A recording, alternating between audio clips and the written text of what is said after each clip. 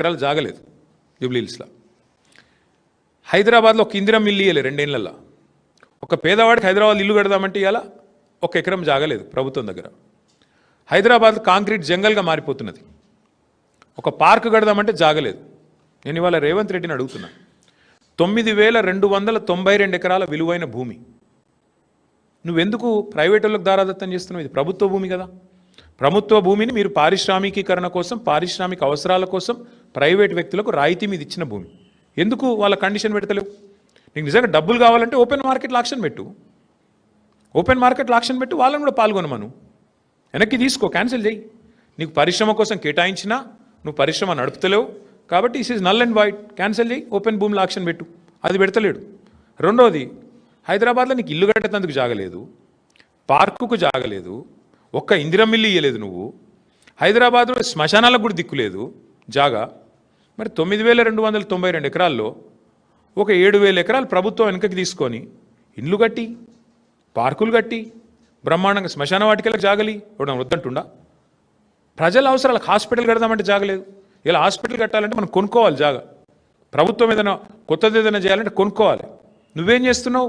ప్రభుత్వ భూమి, పరిశ్రమల అవసరాల కోసం ఇచ్చిన భూమి ఇలా పెద్దలకు, పెద్ద పెద్ద గద్దలకు, డబ్బులున్న వాళ్లకు, 1000 కోట్లు ఉన్న వాళ్లకు ఇలా ధారాదత్తం చేసి మొత్తం వాళ్ళకి సంతర్పణ చేసి ఎవరి లాభం కోసం చేస్తున్నావు? ఎవరి కోసం చేస్తున్నావు ఇంత పెద్ద లూటు? ఇది 5 లక్షల కోట్ల కుంభకోణం. 1 కాదు 2 కాదు, 5 లక్షల కోట్ల విలువ చేసే ఆస్తిని కాజేయడానికి చేస్తున్న పన్నాగం. నేను మాత్రం స్పష్టంగా చెప్తా ఉన్నా, ఈ విషయంలో మేము వదిలిపెట్టాం. న్యాయ పోరాటము చేస్తాము తప్పకుండా. భవిష్యత్తులో ఈ భూములు ఎవరైనా కొన్నవాళ్ళు కానీ ఇంకోటి కానీ పరిణామాలు ఎదుర్కొంటారు. ఈ విషయం కూడా నేను ముందే చెప్తా ఉన్నా. తప్పకుండా ఈ విషయంలో చిక్కుల్లో పడుతుంది ప్రభుత్వం కూడా. ఇట్లాంటి లూట్ ఎక్కడ జరగలేదు. బాంబేలో, మహారాష్ట్రలో మేము కూడా స్టడీ చేసినాం పాలసీలు ఆనాడు గవర్నమెంట్లో ఉన్నప్పుడు వీటిని ఎట్లా చేద్దామని. మహారాష్ట్రలో పెద్ద ఎత్తున టెక్స్టైల్ మిల్స్ ఉండేది బాంబేలో, కమలా మిల్స్ అని, ఫినిక్స్ మిల్స్ అని. అక్కడ ఏం చేసినారు తెలుసా? ఇట్లాగే సేమ్ థింగ్ ఊరు మధ్యలోకి వచ్చేసింది మిల్లు. ఏం చేసినారు? వాళ్ళకు ఒక ఆఫర్ ఇచ్చారు, మీరు 50% ల్యాండ్ తిరిగి ఇచ్చేయండి గవర్నమెంట్కి, 50% వాడుకోండి అని చెప్పినారు. మరి నువ్వేం చేస్తున్నావు? 9292 ఎకరాలు నీ అత్త సొమ్ము అన్నట్టు, నీ అబ్బ సొత్తు అన్నట్టు ఇలా సంతర్పణ చేస్తున్నావు. ఎవరి సొత్తు? ఎందుకు అడుగుతలేవు? వెనుకకు సగం ఇచ్చేయమని అడుగు, డిమాండ్ పెట్టు. 50% land should be given back.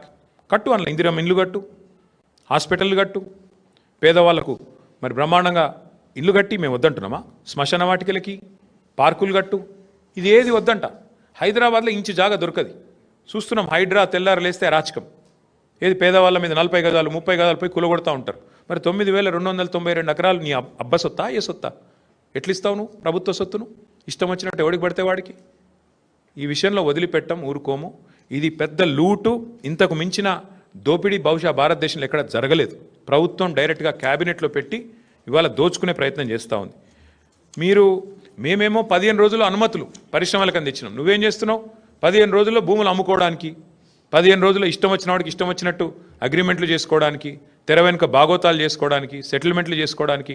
నేను చెప్పట్లేదు కదా, మీ మంత్రి గారు కుమార్తె చెప్తోంది భూముల గురించి ఎట్లా దందాలు జరుగుతున్నాయి, ఎట్లా గొడవలు జరుగుతున్నాయి, ముఖ్యమంత్రుల అనుయాయులు తుపాకులు పెట్టి ఎట్లా బెదిరిస్తున్నారు, ఇవన్నీ కూడా జరుగుతూ ఉన్నాయి. ఖచ్చితంగా దీన్ని విత్డ్రా చేసుకోవాలి ప్రభుత్వం, లేకపోతే మాత్రం మేము ఊరుకోము. ముమ్మాటికి కొట్లాడతాం, న్యాయ పోరాటం చేస్తాం, ప్రజల్లో కూడా ఈ అంశాన్ని పెద్ద ఎత్తున తీసుకొని పోతాం. ఇంకొక మాట కూడా నేను చెప్తా ఉన్నా, పారిశ్రామికవేత్తలు ఎవరైతే ఈ భూములు పొందారో మీరు కూడా గుర్తుపెట్టుకోండి. తప్పకుండా ప్రతిరోజు ఒక రోజులాగా ఉండదు. భవిష్యత్తులో వచ్చే ప్రభుత్వాలు డెఫినెట్గా మా ప్రభుత్వం వస్తుంది. తప్పకుండా మీరు ఇప్పుడు ఈ విషయంలో అనవసరంగా రేవంత్ రెడ్డి కుట్రలో పడితే, ట్రాప్లో పడితే మీరు కూడా ఇబ్బందులు పాలవుతారు, ముందే చెప్తా ఉన్నాం. ఎందుకంటే ఇవాళ ఆయన సెటిల్మెంట్ల కోసం, ఆయన పైసల కోసం ఆయన దిక్కుమాలిన దందాలు చేస్తుండొచ్చు. మీరు ఈ ట్రాప్లో పడకండి.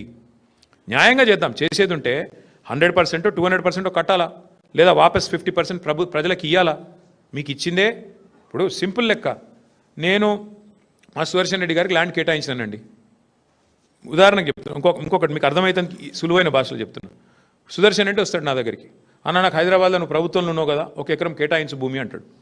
ఉత్తగానే కేటాయిస్తారా? ఇయ్యం కదా. దేనికి అని అడుగుతాం. దేనికి ఇవ్వాలి నీకు భూమి? లేదన్నా నేను అపార్ట్మెంట్ కట్టుకుంటా, నాకు ఈ బయట కొంటే 50 కోట్లు అవుతుంది, నాకు 10 కోట్లకి అంటే ఇస్తామా? ఇవ్వలేము. అదే సుదర్శన్ రెడ్డి, అన్న నేను ఇండస్ట్రీ పెడతా, నాకు 1 ఎకరం ఇవ్వంటే ఇస్తాం. ఎందుకు? పరిశ్రమ పెడితే ఉపాధి వస్తుందని ఇస్తాం. కానీ సుదర్శన్ రెడ్డి 10 ఎకరం భూమి తీసుకొని